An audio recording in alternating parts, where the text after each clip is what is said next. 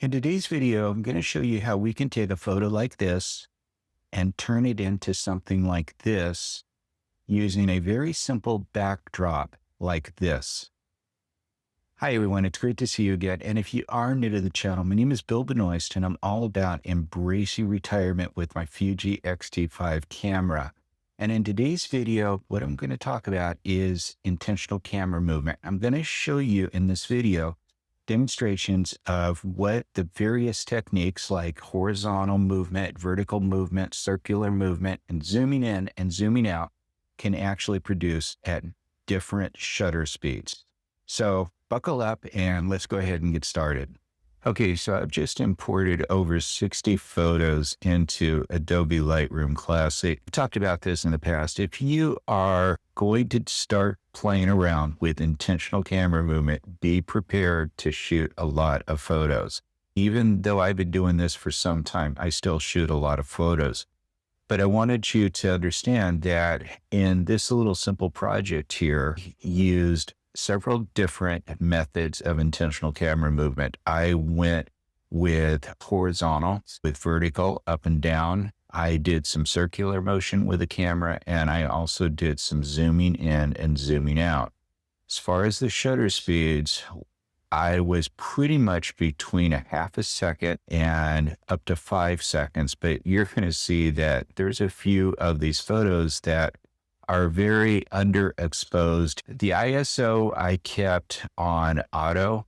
So again, auto ISO, multiple different kinds of movements, shutter speed between half a second and 5 seconds, and also the aperture. I was using the Fuji 16x80 zoom lens, and that's an f.4 at wide open, but I was going between, I would say, f11, and I only shot a couple of these at f4.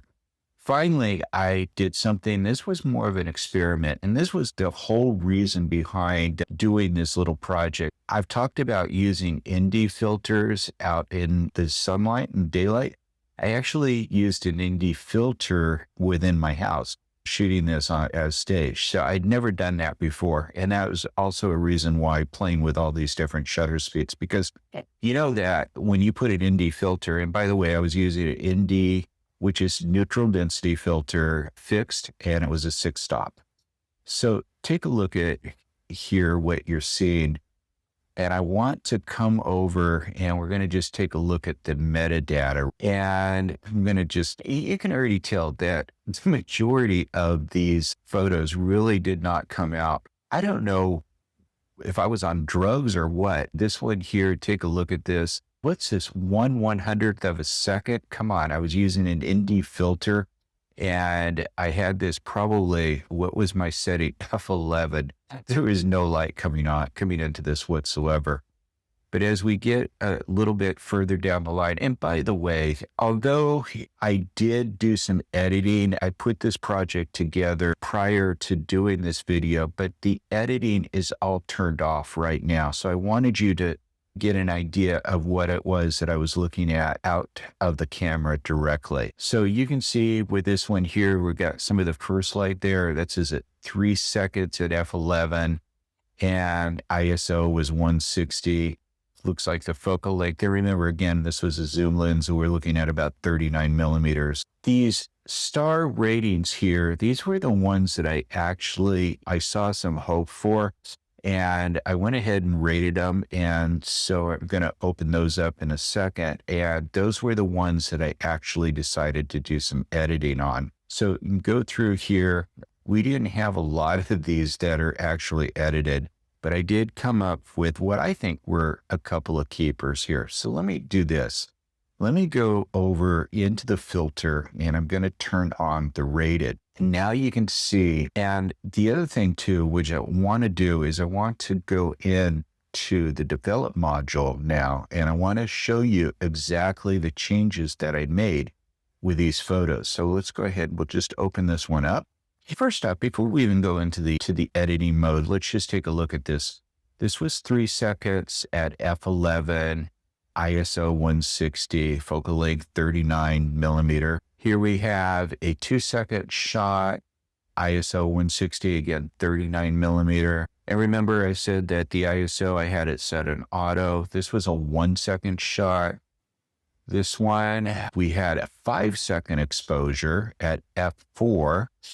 And then we had this one, which was a half a second. Well, it says 0.6, but it was a half a second at f5.16. And this one was at 60.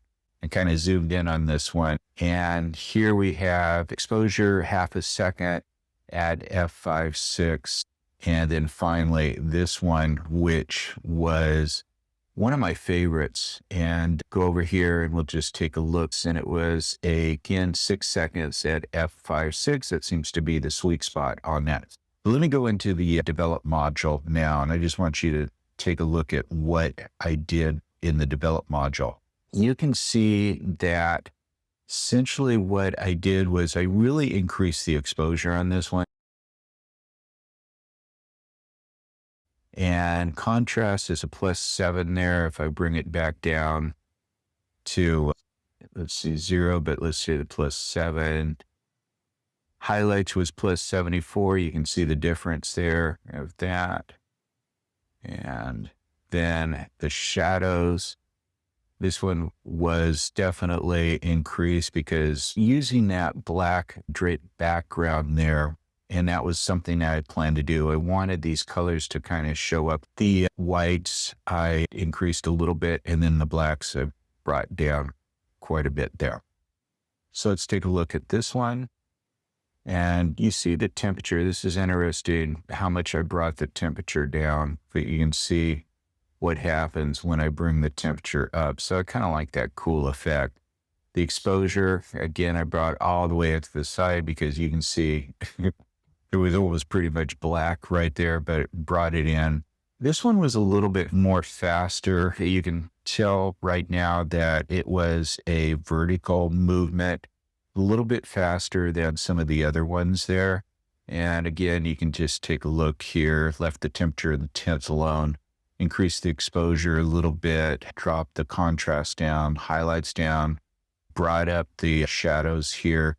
Then, and the other thing too I played with is the vibrance and sometimes the saturation. So the vibrance here, that's +44. You can see that what that actually did there. But let's just go over to what I think were some of the winners here. This one that I really kind of liked. And we can take a look here. I lowered the temperature down. The tint was pretty much the same. Exposure, contrast. You can see the exposure really didn't move it around at all. You can see, really can see the black drape there. I wanted to get that. So I think we had this at about 40, 44, 44.